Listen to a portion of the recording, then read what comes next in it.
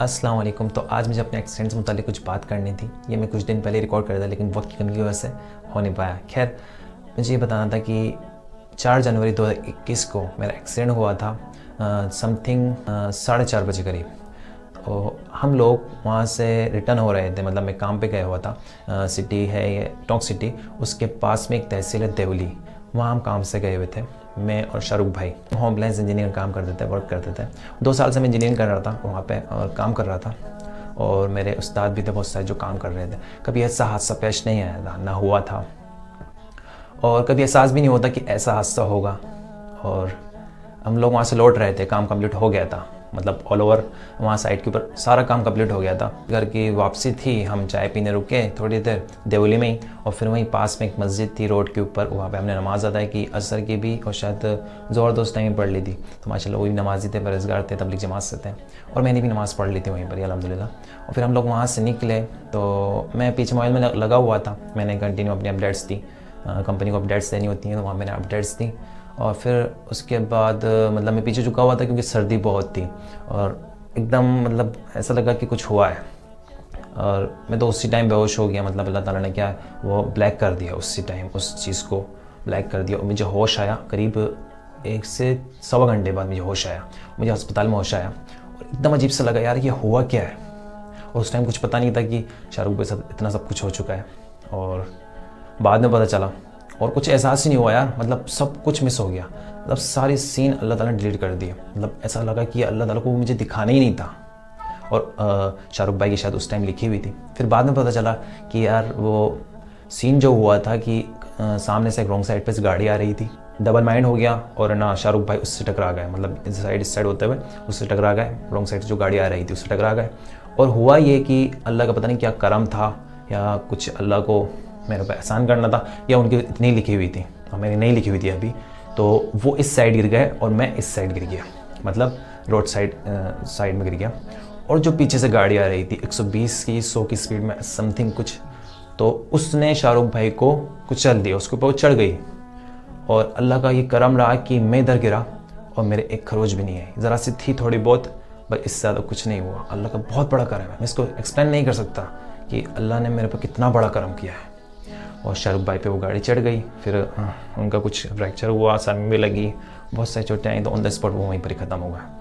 और फिर कुछ लोगों ने अस्पताल लेके गए, और फिर मामला ये हुआ कि फिर बाद में घर वालों को पता चला 1-1.5 घंटे बाद भी।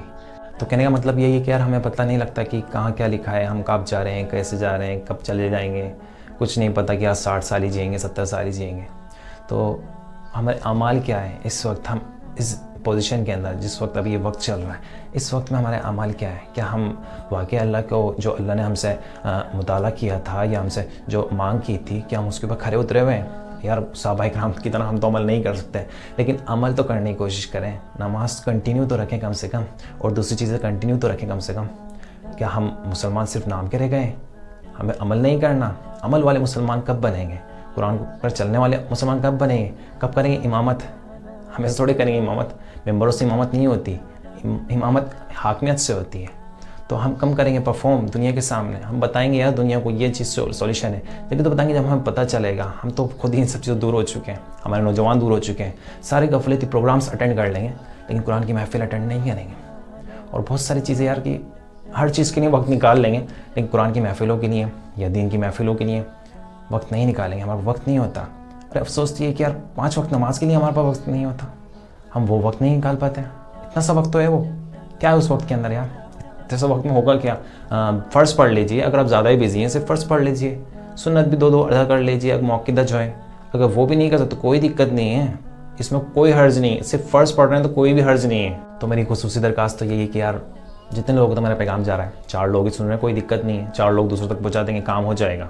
अपने को अपना परफॉर्म देना है बस, खाली अपन परफॉर्म अच्छा देंगे तो ये जो आज हालात चल रहे हैं, मुश्रिकीन भी, हर एक मुश्रिक पता है आपको, वो आपका दुश्मन नहीं है, उसको हालात ने दुश्मन बनाया। हालात कैसे बने? हमने क्रिएट किए हैं, हमारे नौजवानों ने क्रिएट किए हैं। हमने जो परफॉर्म दिया माशरे के अंदर, गालम गलोच, जिनाकारी, सूदखोरी और रिश्वतखोरी और सारे नशे, सब नौजवान, अक्सर नौजवान हमारे नौजवान ही कर रहे हैं ना। तो क्या परफॉर्म दिया माशरे को? जो परफॉर्म दिया उसका रिज़ल्ट है ये सब सामने। तो अच्छा परफॉर्म देंगे इंशाल्लाह फिर अच्छे रिज़ल्ट आएंगे। ऐसा नहीं है कि सारे ही दुश्मन हैं, बहुत सारे ऐसे लोग होते हैं जो कि सेकुलर माइंड होते हैं, जो नॉर्मल माइंड होते हैं, उनसे आप बात करिए, उनसे दीन की बात रखिए सामने। दीन मैं तो ये कहता हूँ यार, नौजवानों को, मुसलमानों को देखे ही नहीं गैर मुस्लिम, इस्लाम को देखे, इस्लाम को पढ़ रहे हैं। आज देखिए अमेरिका के अंदर मिनिमम 1 ईयर के अंदर 10,000 लोग ईमान कबूल करते हैं। हिंदुस्तान में बहुत लोग करते हैं, अभी भी कर चुके हैं। तो हम परफॉर्म देंगे अपना अच्छा, तो हो सकता है कि रिज़ल्ट अच्छा निकले। और मैंने जो बात जानी है ना, जो मैंने पढ़ी है, मैं कभी शख्सियत को फॉलो नहीं करता, मैं हमेशा ही कुरान हदीस को फॉलो करता हूँ। जो शख्सियत बता रही है कुरान हदीस की बात, उसको फॉलो करो हमेशा से।